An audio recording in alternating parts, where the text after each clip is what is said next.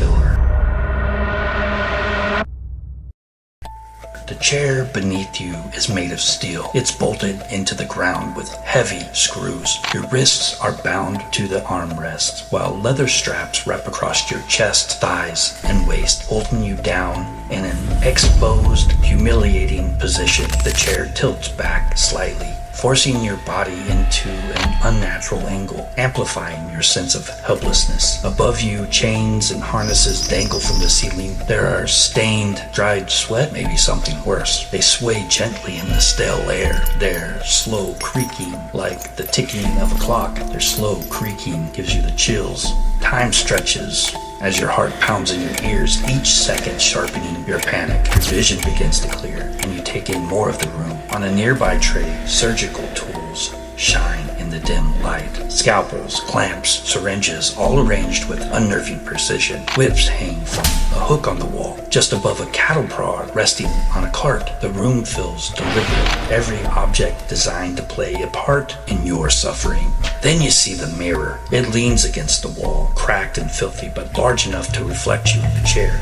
Every attempt to free yourself, every flinch of fear, fully exposed, you realize the truth. This isn't an ordinary room. This is a stage, and you must be the star of the show. Tape recorder clicks on beside you, filling the silence with a low, mechanical whir.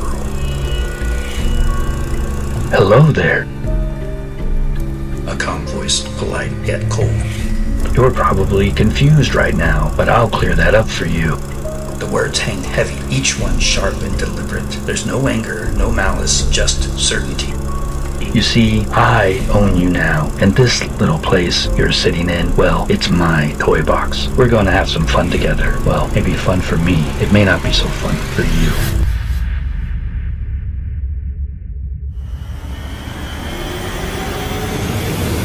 David Parker Ray, known as the ToyBox Killer, used pre-recorded tapes to torment his victims. These weren't just instructions, they were part of the torture.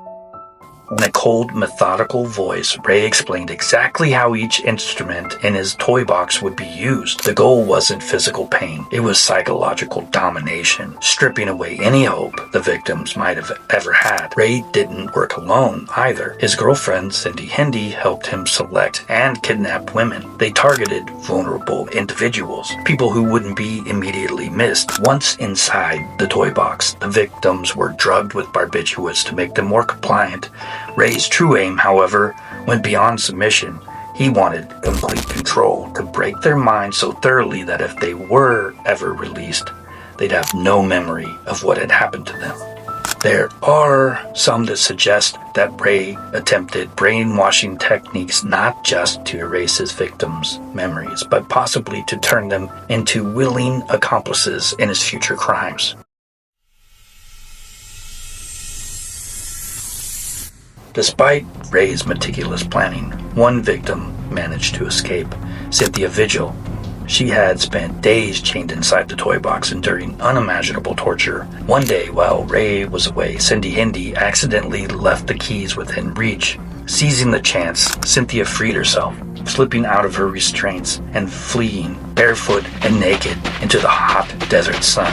She found help at a nearby trailer, and from that moment, Ray's dark world began to unravel. When law enforcement searched Ray's property, they were stunned by what they had found. Inside the trailer, they discovered journals documenting years of torture, along with detailed instructions on how to inflict pain without causing death.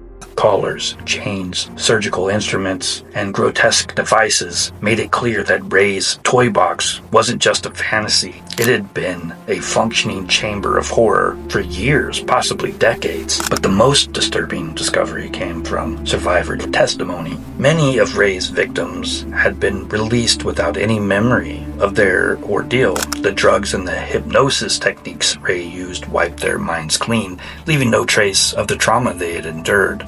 If others had survived, they might never know.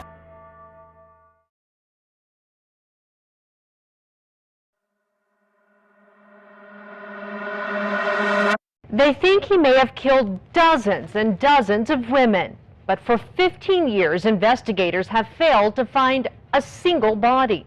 The overwhelming evidence of torture. No bodies were ever actually found. Authorities believe Ray may have killed dozens of women, but without physical evidence, it's impossible to charge him with murder. The vast desert surrounding his property only deepens the mystery. Did Ray have accomplices who helped him dispose of the bodies? Were his victims buried in the New Mexico desert, never to be found? Or were some of them still alive, living ordinary lives with memories too shattered to remember the horrors that they had endured? These questions continue to haunt investigators, leaving the case frustratingly incomplete.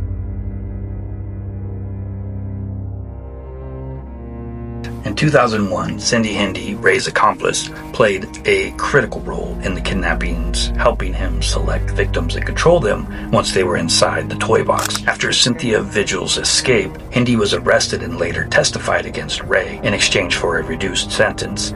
Hendy was released in 2019, having served just 19 years. David Parker Ray was sentenced to 224 years in prison for multiple counts of kidnapping and torture. But justice was short-lived. Ray died of a heart attack in 2002, just 1 year into his sentence. His death brought closure to some, but for many it left too many questions unanswered. Ray's crimes weren't just about physical suffering. His ability to manipulate and erase memories means that even now, some of his victims may not know that they were ever in his grasp. For all I know, you could be one of his victims. The fear he instilled extended far beyond his victims, serving as a grim reminder that evil can hide everywhere.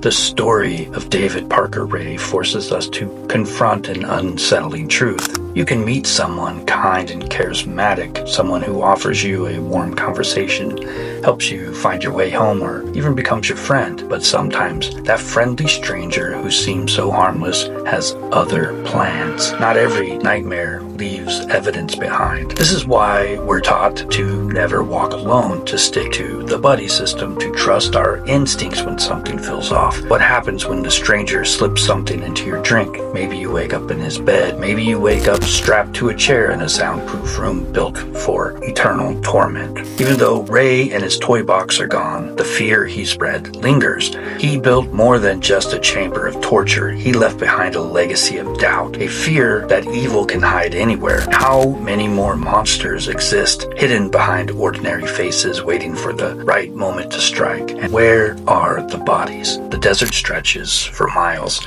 silent and empty, filled with secrets that may never be uncovered. For every story we know, how many more are there that we haven't discovered yet? Are there more toy boxes? Could there be a toy box in one of your neighbor's backyards? Never forget the terrifying possibility that some monsters never really leave. They just disappear.